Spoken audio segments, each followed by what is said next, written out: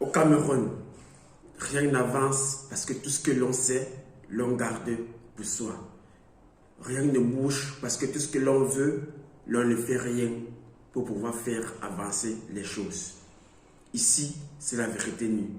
On dit des choses en toute transparence, tout en respectant la personne qui est devant soi. Madame, bonjour, monsieur, bonjour. J'espère que vous allez très bien. En tout cas, moi, c'est carré. Alors, ça fait de cela 3 jours que nous faisons du décryptage sur l'interview du MINAT du Cameroun. On va poursuivre sur la même lancée aujourd'hui. Particulièrement, on va aborder les métaphores qu'elle a utilisées dans son ouvrage pour le président de la République de ce pays-là. Alors, restez scotchés et par la suite, nous allons décrypter cela. Je voudrais reprendre ici un certain nombre d'énonciations et vous demander si vous vous y reconnaissez. Alors, je commence par cette énonciation. Paul Biya, une grande porte solide en fer. Je reconnais, j'ai bien dit que les Camerounais ont renouvelé leur confiance au président Paul Biya. Et je dis bien que l'immense majorité des Camerounais, en renouvelant leur confiance à son Excellence M. Paul Biya, les Camerounais ont refusé de remplacer une grande porte en fer par une petite fenêtre en contreplaqué. C'est ce que j'ai dit. Donc, vous savez, l'opposant qui s'est déclaré, n'est-ce pas, vainqueur, pour moi, c'est une petite fenêtre en contreplaqué. Est-ce que vous pensez que les Camerounais vont une porte en fer grande, ouverte, qui porte bonheur à tout le monde? On va accepter de remplacer une grande porte en fer par une petite fenêtre en contreplaqué? Je ne crois pas. Les Camerounais, c'est un peuple souverain. Ils ont donné la victoire au président Paul Biya, parce que le président Paul Biya, c'est le chef d'État qui maîtrise mieux. En fait, c'est l'assurance. Les Camerounais ont opté pour l'assurance et la continuité dans la transparence et la quiétude. En choisissant le président Paul Biya, c'est ça. Les Camerounais ont opté pour l'assurance et la tranquillité. Une autre énonciation. Paul Atanga dit le moulinex, le shérif du président Paul Biya.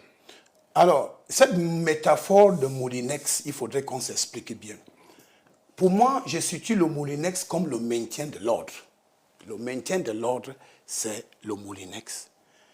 Et ceux qui défient l'autorité de l'État, les terroristes, les bandits de grand chemin, ceux qui lancent les mots d'ordre irresponsables et ceux qui passent le temps à vouloir détruire le tissu social, pour moi, c'est des condiments, dont la tomate, l'ail, l'oignon et tout ça.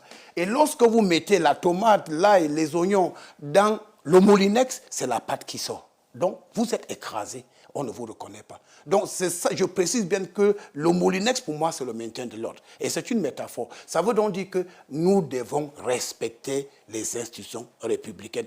Il ne faut jamais chercher à défier l'autorité de l'État parce que le Cameroun est un pays solide, solidement implanté. Et sur la conduite éclairée de son Excellence, le président Paul Biya, le Cameroun est un pays debout, solide. Une autre métaphore, Paul Atanga dit le shérif du président Paul Biya. Alors le shérif, c'est celui qui fait son travail sans état d'âme. Le shérif, ça veut dire que vous êtes mon frère. Vous piétinez la République, je vais vous interpeller. Sans aucun remords. Parce que si le shérif est complaisant, le désordre va s'installer et la République ne peut pas avancer. Donc le shérif, c'est la personne qui fait son travail. D'ailleurs, vous savez, dans le monde entier, le ministre de l'administration territoriale, le ministère de l'Intérieur et tout ça. Non, c'est un ministère très sensible. Donc, lorsqu'on est dans la logique du maintien de l'ordre, on doit faire son travail sans état d'âme. Donc le shérif de la République, c'est celui qui travaille, il n'a pas d'état d'âme. Il est là pour servir le président de la République. Il est là pour donner le bon renseignement au président de la République. Il est là pour exécuter les hautes directives du chef de l'État sans état d'âme. Et c'est un combattant, c'est un exécutant. Le chef de l'État vous dit que voici les orientations.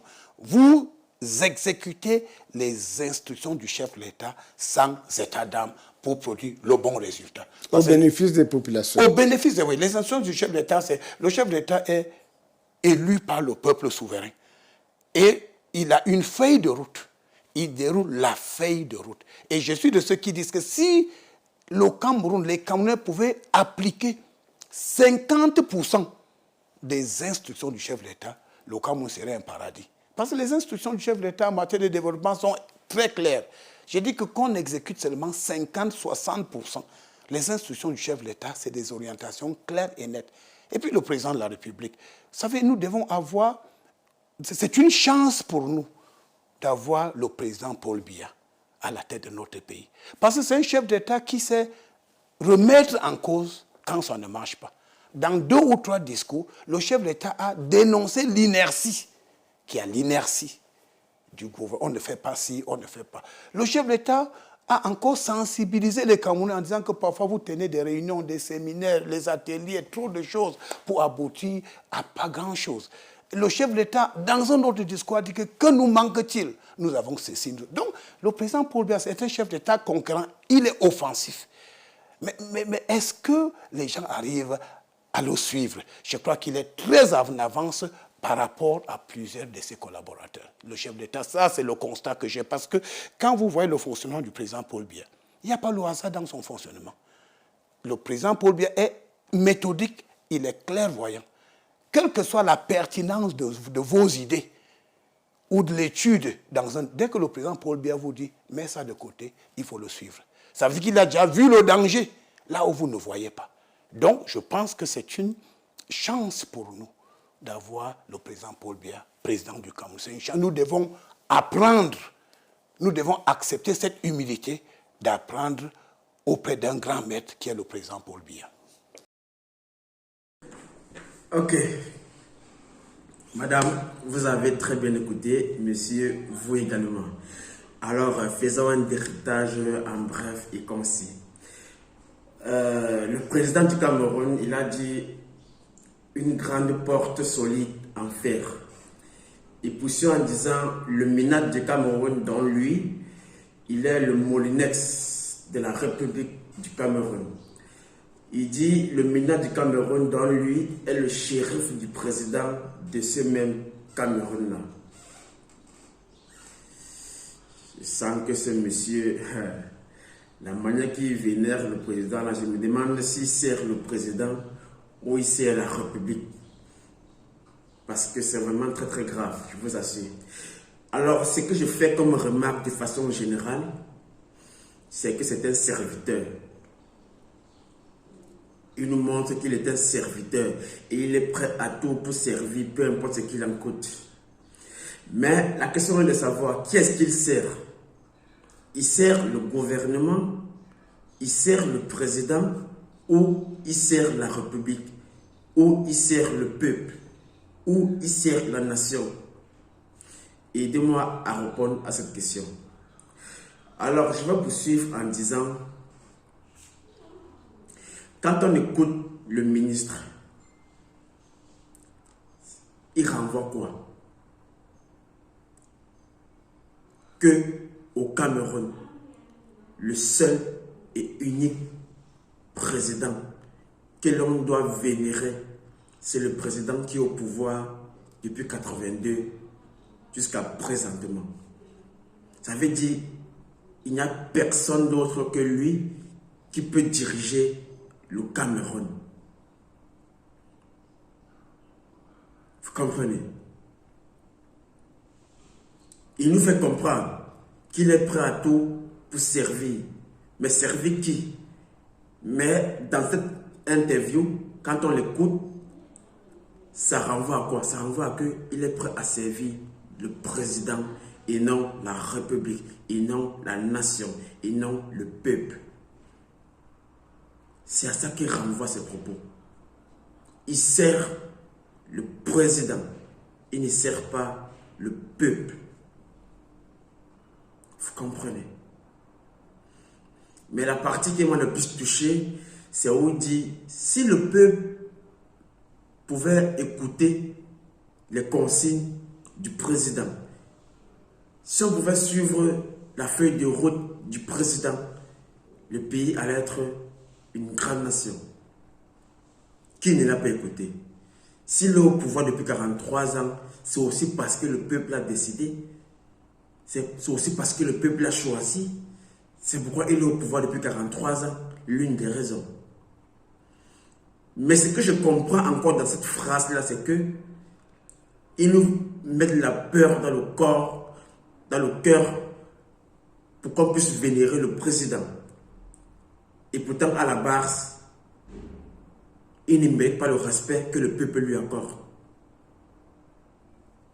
Parce qu'il dit, on ne l'écoute pas vraiment dans ses actions, dans ses dires, sa façon lui de voir ou bien de faire les choses. Mais il nous cause la peur, il nous met la peur dans le cœur pour nous montrer que c'est un Dieu du Cameroun, qu'il faut le suivre. Peu importe ce qu'il en coûte. Mais le peuple l'a suivi et le peuple le suit toujours dans ses actions, sa façon de voir, sa vision également. Quel est le résultat? Quel est le résultat jusqu'à ce jour? Il vénère le président. Il nous montre que c'est lui l'unique homme qui peut diriger le Cameroun. Ça veut dire qu'il sert le président, il ne sert pas la République du Cameroun. Il ne sert pas le Cameroun. Et tel que moi je l'écoute, ça montre qu'après les 7 années, ce qui vont passer, le prochain mandat, les prochaines élections, le président mettra sa candidature et ils vont tout faire pour le maintenir au pouvoir. Ça veut dire qu'eux, ils servent le président. Ils ne servent pas la République. Alors, toutes ces métaphores tournent autour de qui? Du président. On n'a pas refusé. Il faut servir la nation, le gouvernement à l'aveugle. Ce n'est que normal. Tu exécutes. Mais quand on vérifie les exécutions, ce qu'ils font, ça sert qui? Ça ne sert pas le peuple. Ça sert le gouvernement, ça sert les intérêts, et non le peuple, et non la nation. Vous comprenez? Donc, le ministre, dans ses métaphores, met en avant l'homme, pas la nation. Et j'ai dit dans une vidéo précédente où je parlais du professeur Maurice Kamto que l'une des choses que le régime a mis en avant, c'est l'image du président de la République depuis 1982. Vous voyez comment on le vénère? On le prend pour un dieu. On montre à quel point il est le seul à pouvoir diriger une nation comme celle du Cameroun. Qu'en dehors de lui, il n'y a plus personne. C'est l'image là que ça renvoie. Et les Camerounais ont gobé cela. À chaque fois, à chaque fois, à chaque fois. Au point où, pour nous, on ne peut plus changer de président. Sinon, c'est la cata. Celui qui viendra au pouvoir va vendre le pays. Va tout gâter. C'est ça.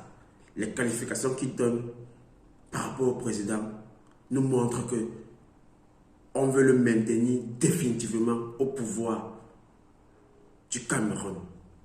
Et ça, c'est un gros problème. Il ne sert pas la nation. Il sert le président.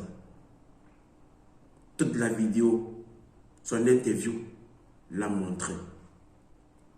Il dit, le président est offensif.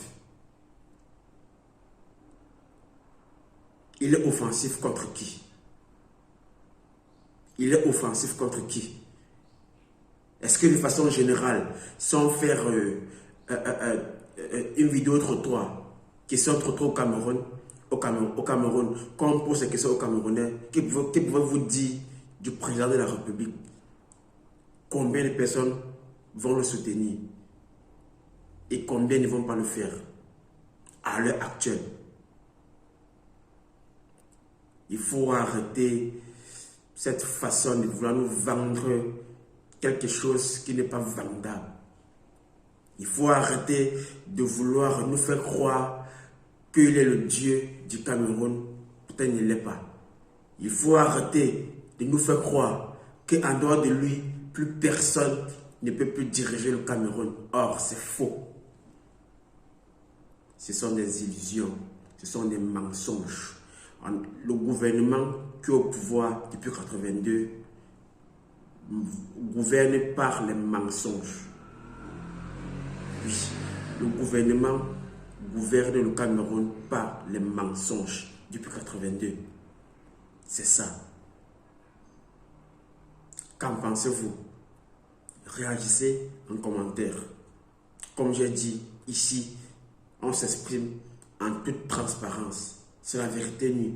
Alors, abonnez-vous à la chaîne, partagez l'information. Il faudrait qu'on puisse prendre conscience de la situation, des manigances du gouvernement afin de trouver des stratégies adéquates pour pouvoir sortir de ces mensonges-là. Merci à vous. C'était la suite de l'interview du MINAT du Cameroun.